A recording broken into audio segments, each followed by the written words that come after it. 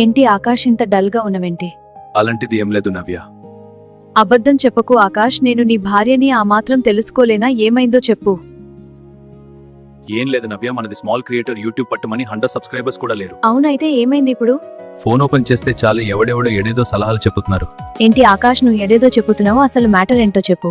20 views వాస్తే video బాలేదు, 100 views content లేదు, 1000 views వచ్చినా కూడా డేంజర్ అంటూ ఎవరెవరో వాళ్ళ వ్యూస్ పెంచుకోవడానికి ఇలా సలహాలు ఇస్తున్నారు. ఆకాష్, నువ్వు కేవలం వ్యూస్ కోసం కాంటెంట్ చేస్తున్నావా, లేక నీలో ఉన్న టాలెంట్ ని బయట పెట్టడానికి చేస్తున్నావా? ఆఫ్ కోర్స్ టాలెంట్ బయట పెట్టడానికి చేస్తున్నా. కడా మరి అలంతాపుడు వ్యూస్ రాలేదు అని ఎందుకు బాధపడుతున్నావు? నవ్య, నేను వ్యూస్ కోసం బాధపడట్లేదు, వాళ్ళు వ్యూస్ ని పెంచుకోవడం కోసం ఎందుకు అలా చెప్తున్నారని థింక్ చేస్తున్నాను. దారిన పోయేదానియా గురించి మానకెందుకు ఆకాష్, అసలు మన టార్గెట్ ఏంటి?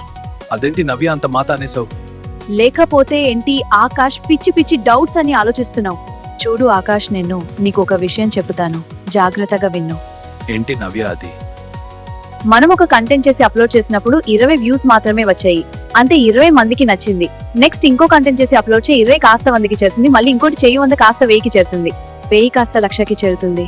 ఒకసారి 1,00,000కి చేరిందంటే ఛానల్ సబ్స్క్రైబర్స్ పెరుగుతారు, బట్ డైలీ 1,00,000 వస్తే అనుకుంటే పొరపాటు. మళ్ళీ ఇదేం ట్విస్ట్ నవ్య?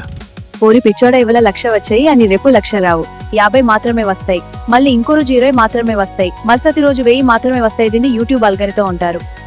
సపోజ్ మంచి కంటెంట్ వీడియో అప్లోడ్ చేస్తే వైరల్ అవ్వదు, మీనింగ్ లెస్ కంటెంట్ లేని వీడియో అప్లోడ్ చేస్తే ఊహకి అందనంతగా వైరల్ అవుతుంది. అలాగాని రోజు కంటెంట్ లేని వీడియోస్ మాత్రం చేయక అప్పుడప్పుడు ఇలా అవుతూ ఉంటుంది. సో ఈ దృష్టిలో పెట్టుకొని వీడియోస్ చేద్దాం, మన ఛానల్ గ్రోత్ పెరుగుతుంది. నవ్య, నువ్వు ఇలా చెప్తే అలా చేద్దాం, నాకు సపోర్ట్ నువ్వు ఉన్నావు కదా. ఎస్, దట్స్ మై హస్బెండ్ రోజు, ఇలాగే హ్యాపీగా కంటెంట్ చేద్దాం.